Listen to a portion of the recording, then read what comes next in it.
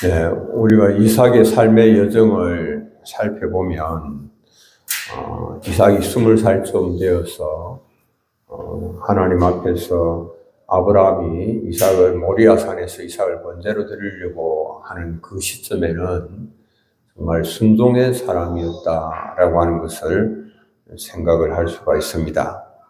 그리고 이삭이 아내 리브가를 구해 올 때에는 엘리에셀이 하란으로 가서 아내 리브가를 데리고 오는 그런 시점에는 들판에서 늘 하나님의 말씀을 또 묵상하는 말씀의 사람이었고, 그리고 결혼을 하고 자녀를 얻지 못하여서 또 하나님 앞에서 기도할 때는 기도의 사람으로서의 또 좋은 본을 보였고, 그리고 이제 또 100년 만에 가나안 땅에 닥친 그런 기근으로 인하여서 이 아비멜렉에게로 블레셋 땅으로 내려갈 때에는 그곳에서 또 이 화평과 화목을 위하여서 우물을 양보하는 그런 양보의 사람, 화평의 사람인 그런 이삭의 모습을 볼 수가 있었습니다. 늘 정말 좋은 그런 신앙인으로서의 자질을 지니고 있는 그런 모습이었습니다. 그런데 이 이삭의 모습이 처음과 같이 마지막에도 동일하게 주를 바라보고 주를 의지하는 그런 삶이었으면 얼마나 좋았을까 하는 그런 아쉬운 마음을 갖습니다. 이삭은 자신의 노년에 이렇게 자녀들을 축복하는 과정에서 영안이 어두워져 있는 모습을 보입니다. 하나님의 뜻을 무시하고 자기 뜻대로 행하고자 했습니다. 이삭이 잘 아시는 바와 같이 40에 결혼을 했고 20년 동안 자녀가 없다가 기도하여서 60에 쌍둥이 에서와 야곱을 얻었습니다. 믿음의 족장의 가정임에도 불구하고 이삭의 집안의 분위기는 여러분들이 느끼실 수 있는 것과 마찬가지로 밝고 화목하기보다는 좀 어둡고 우울한 그런 분위기입니다. 가족들 간에 편이 나누어지고 갈등이 끊이지 않는 모습을 보입니다. 아버지 이삭은 에서를 사랑하였고 어머니 리브가는 동생 야곱을 편애하였습니다. 시간이 흘러서 나이가 40이 된 에서는 헷 족속 여인 2명, 유딕과 바스맛 2명을 취하여서 결혼을 합니다. 헷 족속. 이것이 이삭과 리브가의 마음에 큰 근심이 되었습니다. 그에 이어서 오늘 27장 1절은 성경은 이삭이 나이가 많아 눈이 어두워 잘 보지 못하더니 이렇게 말씀합니다. 이삭이 나이가 많아졌습니다. 눈이 어둡습니다. 나이가 많아도 눈이 밝고 건강이 좋아서 왕성한 활동을 하는 사람이 있는가 하면 이삭은 나이가 많아서 눈이 어두워서 잘 보지 못한다라고 이렇게 말씀을 하고 있습니다. 순종의 사람이요, 기도의 사람이요, 묵상의 사람이요, 화평과 화목의 사람인 이 이삭인데 눈이 어두워서 잘 보지 못한다. 이렇게 성경이 말씀합니다. 하나님께 드려져서 제대로 쓰임받아 보지도 못한 채 인생이 그냥 녹슬어서 더 이상 사용할 수가 없게 되어져 버린 그런 형국입니다.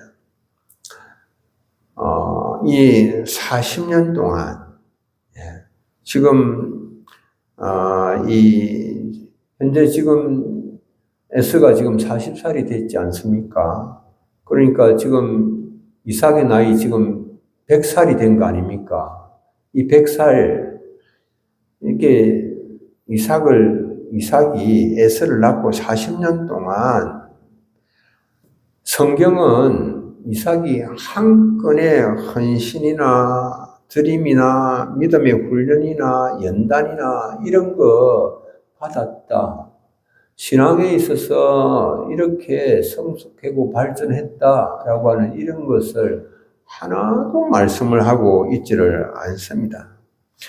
그동안 이 신앙이 그냥 전혀 이렇게 변화가 없이 그냥 가만히 이렇게 고인 듯 이렇게 있다가 그냥 고인물이 썩어지듯이 그렇게 이 신앙의 제목이 바로 내려앉아 버리는 듯한 그런 모습을 보이고 있습니다.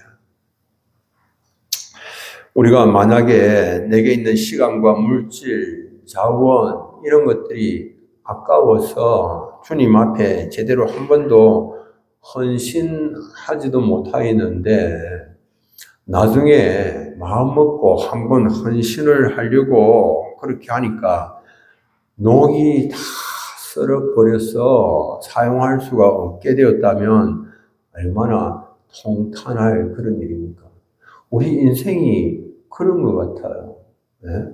정말 언제 한번 주님께 제대로 내가 드려서 주를 위하여서 한번 멋지게 한번 살아보리라 그런 마음 각오는 가졌을지는 모르겠는데 한 번도 제대로 그렇게 드려보지도 못했는데 어느새 그냥 더 이상 무엇을 드리려고 다짐을 가지지만은 할 수 없는 그런 시간이, 그런 순간이 신속하게 다가오는 것이 인생이 아닌가라고 하는 것입니다.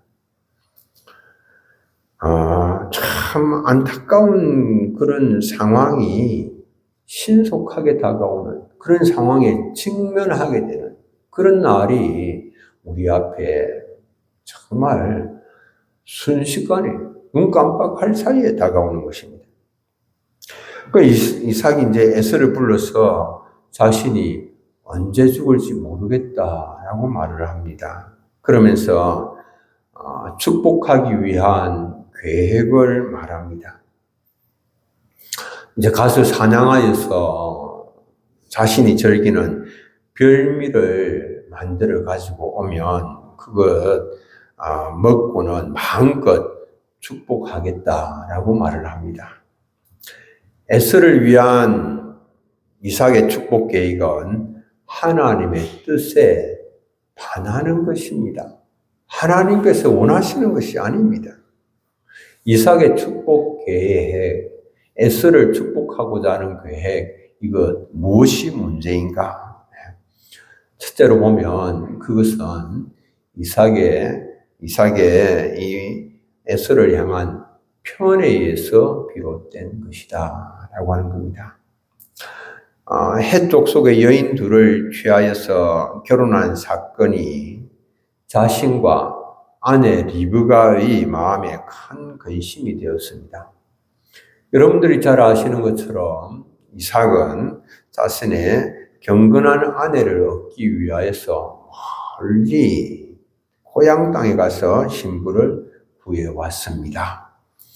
천하 만민이 자신의 씨로 말미암아서 복을 받게 될 것이다라고 하는 이 하나님의 약속 때문에 우상 숭배에 찌들어 있는 가나안 땅에서 그 가나안 땅에 속하여 있는 그런 타락한 여인들 가운데서 아내를 취할 수가 없었기 때문에 하나님을 섬기는 그런 아내를 구하기 위하여서 멀리 고향까지 가서 그렇게 구해왔습니다. 할아버지 아브라함이 에서와 야곱이 15살 될 때까지 함께 장막에서 생활했고 그리고 그 집안의 가정의 계보, 믿음의 계보, 신앙이 어떻게 이어져 내려오고 있고 어떤 약속이 그 집안에 주어져 있다라고 하는 그런 것을 할아버지를 통하여서 다 에스가 들은 그런 것일 겁니다. 그럼에도 에스가 헷 여인 둘을 취하여서 결혼을 한 것은 여러분들 생각에는 어떻습니까? 과연 에스가 하나님의 약속의 성취에 대하여서 관심을 가지고 있는 것 같습니까? 아니면 하나님의 약속이 성취가 되든 말든 별 그런 문제를 대수롭지 않게 여기고 있는 것 같습니까? 에서는 그런 문제, 하나님의 약속이 어떻게 성취되어지는가라고 하는 그런 것에 대하여서 별 관심이 없었다라고 하는 겁니다. 그 대수롭게 여기지 아니하였다라고 하는 겁니다. 그러니까 이제 헷 여인 둘을 취하여서 아내로 삼은 것입니다. 그렇게 하나님의 약속에 대하여서 전혀 약속의 성취에 대하여서 관심이 없는 그 에스에게 이삭이 축복하려고 한 것은 자신의 이삭이 에스에 대한 편애에서 비롯된 것입니다. 에스를 향한 편애로 이삭의 영안이 더욱더 어두워졌습니다. 에스의 사냥한 고기를 즐긴 그의 미각도 더 편애를 부추겼을 것입니다. 여러분들 이 배와 입을 신으로 삼는 사람들은 땅의 일을 생각하는 자들이고 그리고 부끄러움을 피할 수가 없습니다. 하늘의 시민권을 가진 자, 예수 그리스도를 기다리는 사람, 하나님의 약속의 성취를 기다리는 사람은 뭔가 달라야 됩니다. 자기의 미각을 만족시켜 줄 자가 아니라 하나님의 뜻에 합한 사람을 사랑해야 합니다. 둘째, 하나님의 영광을 욕보인 그 사람을 축복하려고 한 것입니다.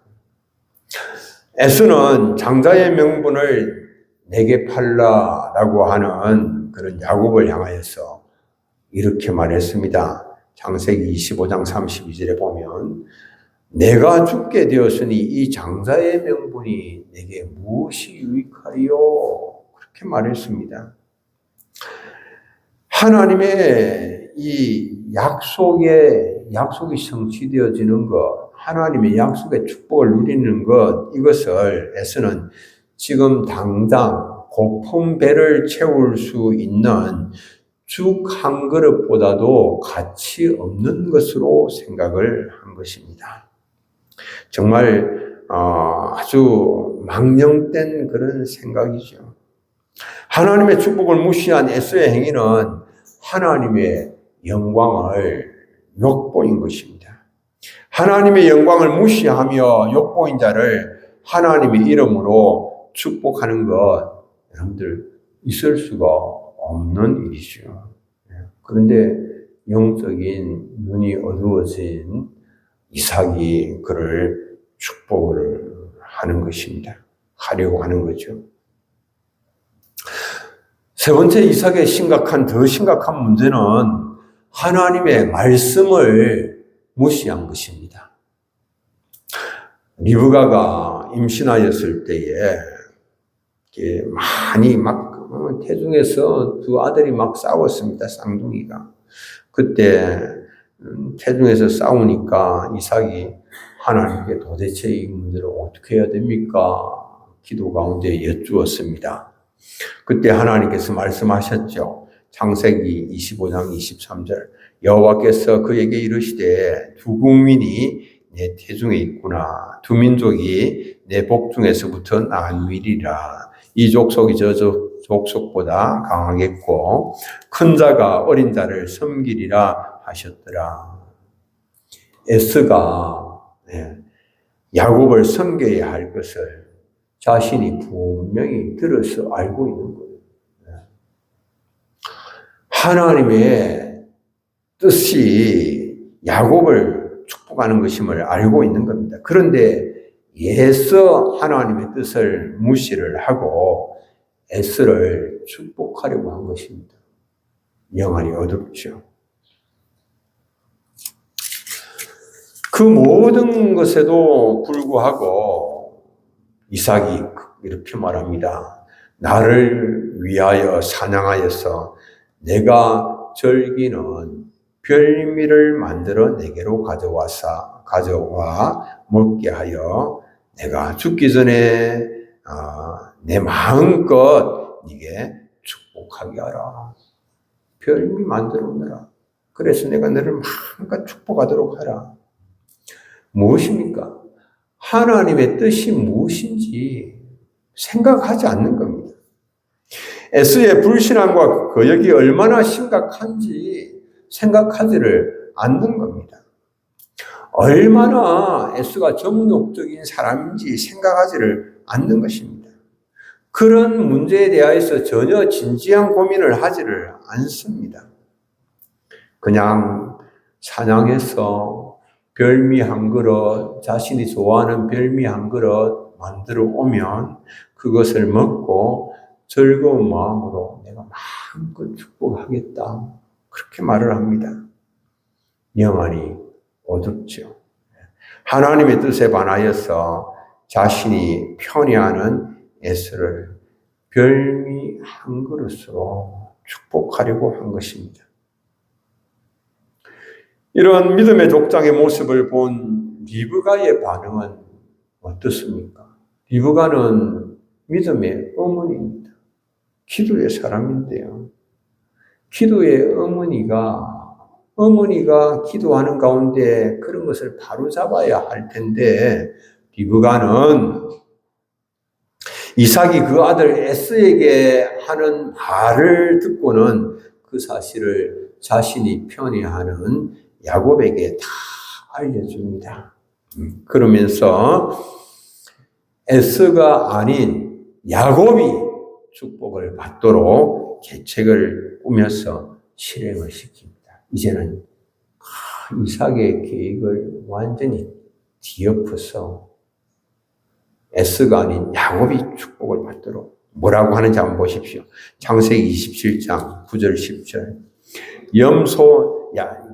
야곱에게 말합니다. 염소 떼에 가서 거기서 좋은 염소 새끼 2마리를 내게로 가져오면 내가 그것으로 네 아버지를 위하여 그가 즐기시는 별미를 만들리니 네가 그것을 내 아버지께 가져다 드려서 그가 죽기 전에 네게 축복하기 위하여 잡수시게 하라. 이렇게 말합니다. 야곱에게 그렇게 이제 염소 새끼 2마리 끌어오라라고 한 겁니다. 염소 새끼 2마리를 끌어오면 그것으로 짝퉁 별미를 자신이 만들어서 이삭을 그 짝퉁 별미로 이삭을 속여서 야곱으로 하여금 축복을 가로채도록 하겠다라고 하는 것이 리브가의 계획입니다. 여러분들 이게 음모 아닙니까? 음모. 엄청난 음모가 집안에서 진행이 되고 있습니다. 이게 믿음의 집안이 맞습니까? 믿음의 집안에서 어떻게 이런 일이 일어날 수 있는가? 믿음의 어머니 리브가에게 기대되는 것은 이런 음모를 꾸미는 게 아니죠. 짝퉁 별미를 만들어서 이삭을 속이는 것이 아니지요. 약속을 성취하시는 하나님을 바라보며 믿음으로 기다리면서 기도하는 것이지요. 하나님이 정하신 때에 하나님의 일을 하나님께서 이루실 것을 믿고 기다려야 하는 것이지요. 이 사람들은 원치 않은 상황을 만났을 때에 그것을 해결하기 위해서 하나님을 바라보면서 기도하기보다는 인간적인 수단과 방법을 강구하죠. 믿음의 사람들도 다 별 차이가 없어요. 사라도 그랬습니다. 아브라함의 씨로 말미암아서 땅의 모든 족속이 복을 받게 되리라고 하는 약속을 하나님께로부터 받았습니다. 그러나 그 약속을 받은 지 10년이 지났지만은 자녀는 없었고, 그리고 남편과 자신은 점점 노쇠해져 갔고, 남편의 나이가 85세가 되었고 자신의 나이가 75세가 되었습니다. 그래서 사라가 그 남편 아브라함에게 하나님의 약속을 이룰 수 있는 인간적인 방법을, 해결 방법을 제시를 하죠. 창세기 16장 2절. 사라가 아브라함에게 이르되 여호와께서 내 출산을 허락하지 아니하셨으니 원하건대 내 여종에게 들어가라. 내가 혹 그로 말미암아 자녀를 얻을까 하노라 하며 아브라함이 사라의 말을 들으니라. 인간적인 다 계획을 이야기하면 다 그게 사람들의 마음에 딱 맞아요. 딱 들어요. 그러니까 믿음의 사람, 믿음의 조상 아브라함도 인간적인 방법으로 이 문제를 해결하자. 사라가 제안을 하니까 그걸 딱 받아들인 겁니다. 그러나 하나님의 뜻은 다르지요. 그런 상황을 만났을 때에 우리가 인간적인 방법을 강구하기보다도 자신의 무능력함을 인정하고 두 손 들고 주님 앞에 무릎을 꿇고 도우시는 하나님 앞에 부복하고 엎드리기를 원하시죠. 왜 하나님은 나는 전능한 하나님이 아니냐 이렇게 말씀하십니다. 여러분들 기억을 하십시오. 사람의 끝이 하나님의 시작이다라고 하는 겁니다. 우리는 부족하고 연약하고 그래서 내가 더 이상 할 수 있는 일이 아무것도 없지만 그래서 내가 낙심할 수밖에 없고 절망할 수밖에 없는 그런 상황이지만 그러나 그때가 바로 우리 주님의 때예요. 그때가 바로 주님께서 일하시는 때예요. 전능하신 하나님께는 능치 못하심이 없다라고 하는 겁니다. 리브가는 아버지를 속이려다가 복은 고사하고 저주를 받을까 두려워하는 야곱에게 독려를 합니다. 뭐를 하고 말을 하며 독려를 하는가? 너희의 저주는 내게로 돌리리니 내 말만 따르고 가서 가져오라. 야곱이 가서 좋은 염소 새끼 2마리를 끌어오니까 리브가는 이삭이 즐기는 짝퉁 별미를 만들었습니다. 이삭이 진짜 좋아하는 것은 사냥한 고기로 만든 별미인데요. 그런데 이제 집에서 기르는 어린 새끼 양으로 염소로 짝퉁 별미를 만든 겁니다.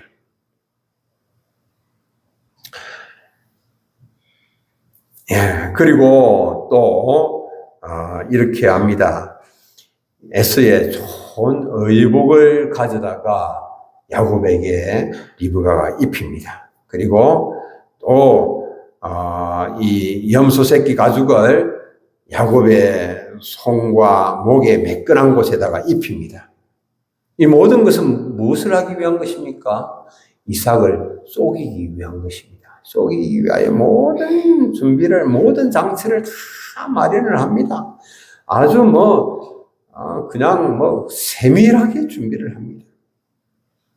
야곱 또한 리브가가 만든 별미와 떡을 가지고 이삭에게 가서 자신을 이제 애쓰라고 속여서 말합니다. 아버지에게 자신을 애쓰라고 속여서 말합니다. 한번 보십시오. 창세기 27장 19절. 이 야곱이 자기 아버지 이삭에게 하는 말입니다. 야곱이 아버지에게 대답하되 나는 아버지의 맏아들 에서로소이다. 아버지께서 내게 명하신 대로 내가 하였사오니 원하건대 일어나 앉아서 내가 사냥한 고기를 잡수시고 아버지 마음껏 내게 축복하소서. 아버지 이삭에게 가서 야곱이 한 말 중에 거짓말이 아닌 것이 하나도 없습니다. 전부 다 거짓말입니다. 입만 열었다 하면 다 거짓말입니다. 이게 웬일입니까? 자신을 애쓰라고 거짓말을 합니다. 아버지께서 명하신 대로 다 했다고 거짓말을 합니다. 자신이 사냥한 고기라고 거짓말을 합니다. 모두가 다 거짓말입니다. 거짓말은 하면 할수록 점점 더 발전합니다. 거짓말은 이거 기술이거든요. 이거는 기술은 자꾸 사용하면 사용할수록 더 발전하는 거 아닙니까?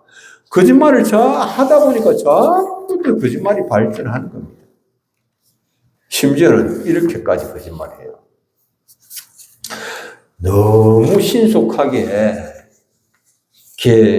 준비된 이 짝퉁 별미, 너무 신속하게 지금 별미를 가지고 온 거예요. 그래서 이삭이 의아하게 생각해서 묻습니다. 내 아들아, 네가 어찌 이같이 속히 잡았느냐? 어떻게 이렇게 신속하게 준비할 수가 있었느냐? 그러니까 아버지 이삭의 무릎에 야곱이 답하는데요. 정말 가관입니다. 거짓말의 단수가 점점 더 높아만 갑니다. 설마 이 정도 수준까지 거짓말이 발전할 수 있을까 상상이 안 됩니다. 창세기 27장 20절 이렇게 답합니다. 아버지 하나님 여호와께서 나로 순조롭게 만나게 하셨음입니다. 와, 정말 하나님의 이름을 망령되게 일컫는 죄까지 범한 겁니다. 하나님의 축복을 받고자 하는 사람이 하나님을 망령되게 일컫는 죄까지 범했다. 이게 말이 됩니까? 하나님의 이름을 들고 이렇게 사용해서 되는 일입니까? 하나님의 이름을 걸고 거짓말을 한 겁니다. 하나님의 이름을 걸고. 하나님의 이름을 자신의 유익을 위하여서 이용을 한 겁니다. 자신을 정당화시키기 위하여서.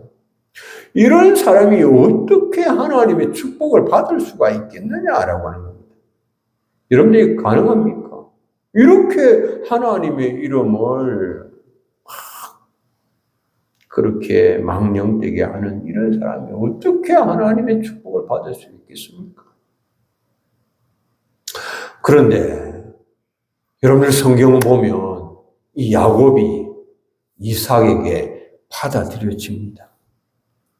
그리고 이 야곱이 그 축복을 받습니다. 어떻게 이게 가능한 일입니까? 이렇게 속이는 사람들이 어떻게 음모를 꾸며서 이렇게 속이는 사람들이 어떻게 그런 축복을 받을 수가 있느냐라고 하는 겁니다. 이것이 가능했던 것은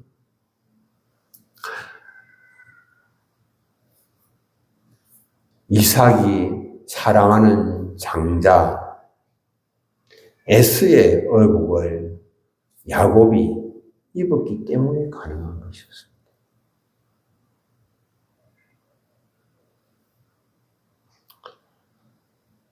야곱 자신은 축복을 받으려다가 오히려 저주를 받을까 염려를 하였지만은 그러나 야곱이 에스의 좋은 의복을 입었기 때문에 아버지 이삭은 야곱에게서 에스의 향취를 맡습니다. 에스의 냄새를 맡고 야곱을 축복합니다. 여러분들은 그렇습니다. 마찬가지로 우리가 죄인으로서 어떻게 하나님 앞에 설 수 있느냐라고 하는 겁니다. 우리는 야곱보다도 더 심한 죄인, 더 많이 속이는 그런 자들입니다. 그럼에도 불구하고 하나님 앞에 우리가 서게 되고 하나님 앞에 받아들여지게 되고 하나님의 축복을 받을 수가 있게 되어지는 것은 하나님께서 사랑하시는 그 아들 예수 그리스도로부터 받은 의의 옷을 입고 우리가 하나님께로 나아가기 때문에 가능한 것이죠. 하나님께서 우리의 죄를 보시는 것이 아니라 예수 그리스도께서 우리를 위하여서 흘리신 그 십자가의 보혈을 보시고 우리를 어렵다고 인정을 하시는 것입니다. 우리는 예수 그리스도에게서 받은 그 의의 옷을 입고 아버지 하나님께로 나갈 때에 하나님은 나의 죄와 허물을 보시는 것이 아니라 나를 위하여서 보배로운 피를 흘리시고 생명을 주신 예수 그리스도를 보시는 것이죠. 그 아들 예수 그리스도는 우리를 위하여서 자기 몸을 주셨습니다. 에베소서 5장 2절 우리가 함께 한번 읽겠습니다. 그리스도께서 너희를 사랑하신 것 같이 너희도 사랑 가운데서 행하라. 그는 우리를 위하여 자신을 버리사 향기로운 제물과 희생 제물로 하나님께 드리셨느니라. 아멘. 자신을 우리를 위하여 제물로 하나님께 드리셨다라고 하는 것입니다. 여러분들 우리는 기억을 해야 됩니다. 하나님의 뜻을 거역하여서 자기 뜻대로 행하고자 하는 것, 그건 아무 소용이 없는 것입니다. 의미가 없습니다. 세상의 군왕들이 다 나서고 관원들이 다 힘을 모은다고 할지라도 하나님의 뜻을 막을 수 없습니다. 하나님의 뜻을 저지할 수가 없습니다. 이삭이 아무리 자기가 별미를 먹고 그 자기가 사랑하는 에서를 축복하려고 한다고 하더라도 축복할 수가 없는 것입니다. 에서가 아무리 다른 막질하여서 속히 별미를 준비하여서 그래서 이삭에게 그 별미를 만들어서 축복을 받고자 한다고 하더라도 그 뜻을 이룰 수가 없는 것입니다. 하나님의 뜻을 누구도 막을 수가 없습니다.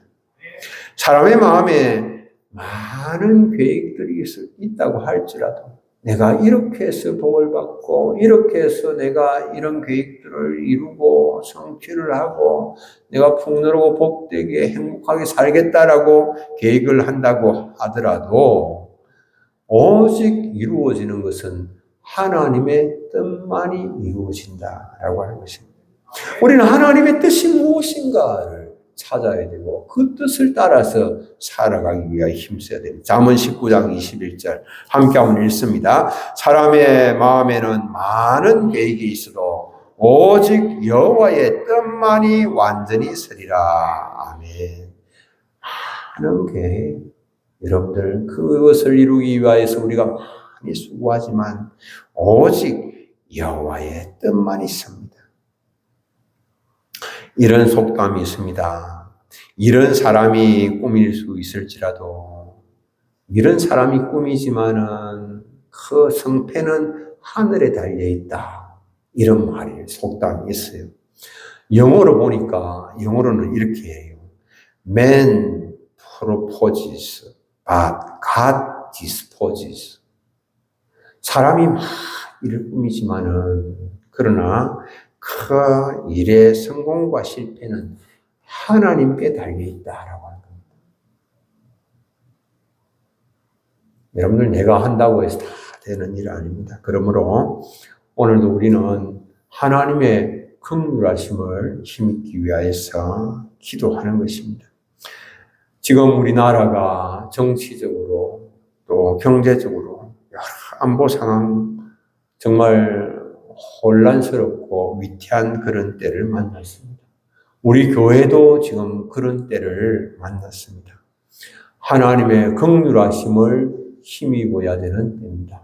여러분들, 우리가 하나님 앞에 기도할 때임을 기억을 하면서 내가 지금 영적인 깊은 잠에 빠지지 않고 깨어서 하나님의 마음을 생각하면서 하나님의 뜻이 온전히 세워지는 일들을 위하여서 주님, 내가 마음을 기울여서 마음을 다해서 기도의 무릎을 꿇습니다.